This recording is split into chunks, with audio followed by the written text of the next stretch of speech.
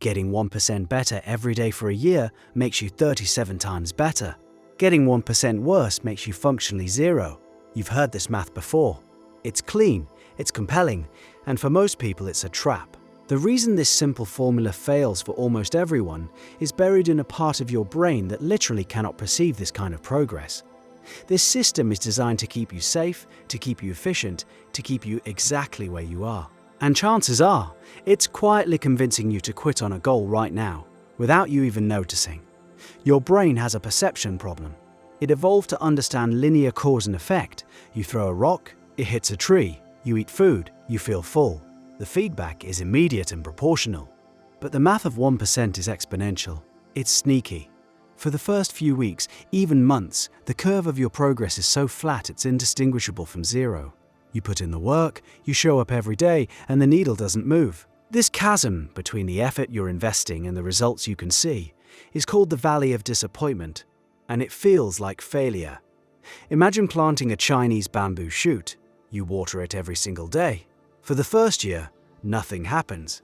The second year, nothing. The third and fourth years, still nothing. You've been tending this patch of dirt for 4 years with zero visible return. Any rational person would conclude the seeds are dead. Most people would quit. But then, in the 5th year, something shifts. The shoot breaks through the ground, and in a period of just 6 weeks, it grows 90 feet tall. Did the bamboo grow 90 feet in 6 weeks, or did it grow for 5 years? The growth was happening the entire time, invisibly building a massive root system underground.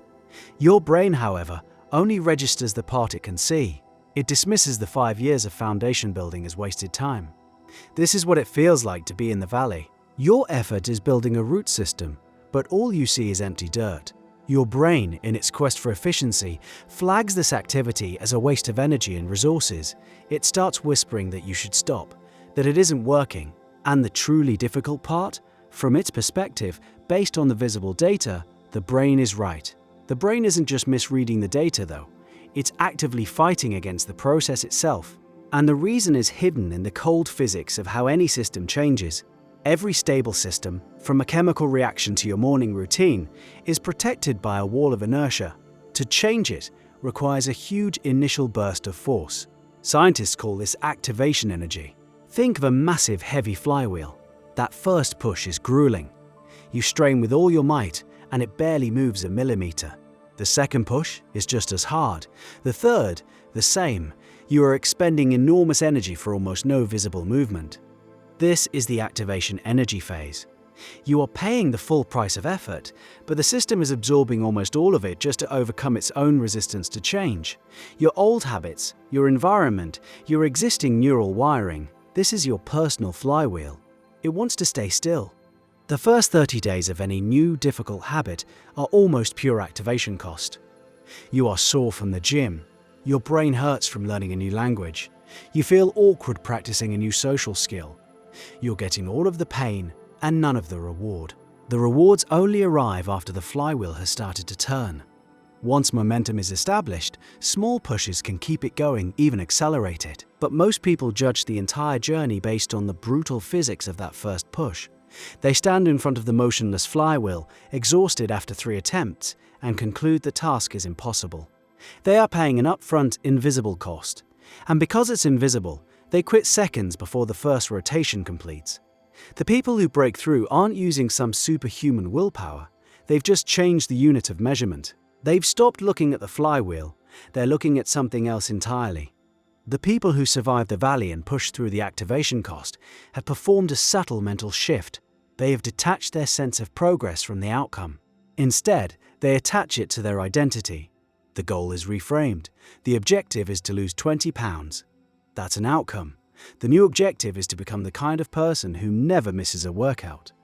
That's an identity. The first goal is only rewarding when the scale moves. The second goal is rewarding every single time you finish a workout, regardless of the scale. Every action becomes a vote. Going to the gym, even for 20 minutes on a day you feel terrible, is a vote for the identity of a person who works out. Writing 1 page, even a bad one, is a vote for a writer. Choosing the healthier meal is a vote for a healthy person. This reframes the entire feedback loop. When you're in the valley of disappointment, the outcome-based evidence is 0. It feels like failure. But the identity-based evidence is 100%. Did I show up today? Yes. Then I cast my vote. I won. The reward is the small internal affirmation that you did the thing you said you would do. You kept a promise to yourself. This provides just enough of a reward signal to your brain to make the effort worthwhile for one more day. It's building a case for a new identity, one piece of evidence at a time. Day by day, the evidence file gets thicker. Eventually, your brain, which seeks consistency between action and belief, starts to accept the new identity. The self-perception shifts, and once you truly start to see yourself as a runner or a reader, the friction of doing the associated habits begins to melt away. The flywheel has momentum. The actions feel less like a chore and more like an expression of who you are. This identity shift creates its own gravity, its own momentum. But there's a dark side to this powerful mechanism. The same process that builds you up can lock you in a cage that you can't see. The math of 1% works both ways. The compounding of negative habits is just as powerful, but far more subtle. No one wakes up and decides to ruin their life. It happens 1% at a time. Hitting the snooze button is a 1% vote for procrastination. Choosing to watch another episode instead of reading is a 1% vote for consumption over creation.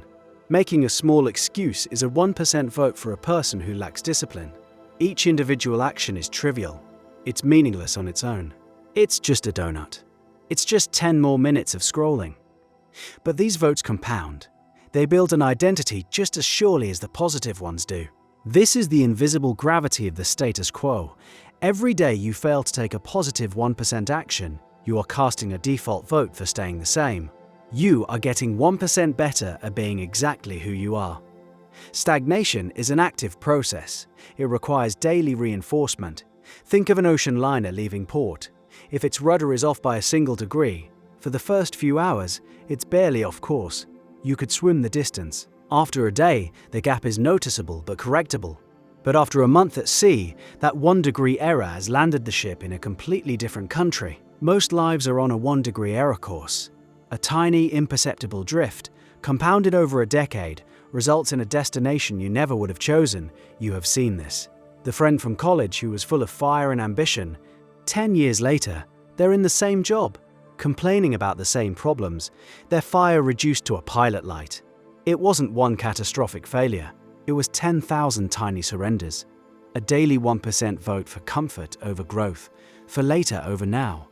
This drift feels comfortable. It feels safe. The brain registers it as a win because it's efficient.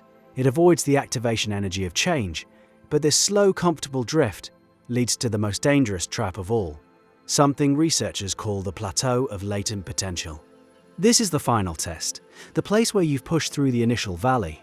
You've paid the activation cost, you've seen some real results, and then everything flatlines. The progress stops. You keep putting in the work, you keep casting your votes, but the results you were enjoying suddenly vanish. This is profoundly demoralizing. Imagine learning to play the guitar. At first, your progress is rapid. You learn your first few chords, and within weeks you can stumble through a simple song. The feedback is fantastic. But then you hit a plateau. You practice every day for 3 months, and you seem to get no better. You're stuck. This is the plateau of latent potential. The 1% improvements are still happening, but they are happening beneath the surface, accumulating latent energy. You're building a more complex understanding of music theory. Your fingers are developing subtle muscle memory.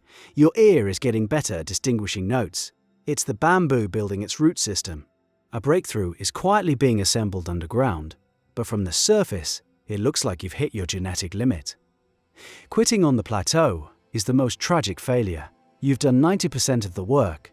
You've weathered the hardest parts of the journey. You are often just a few weeks or even a few days away from the exponential leap in skill that comes when all that latent potential is finally unlocked. But your brain misinterprets the plateau as the final destination. It concludes that the effort is no longer producing results, and the most logical thing to do is to stop.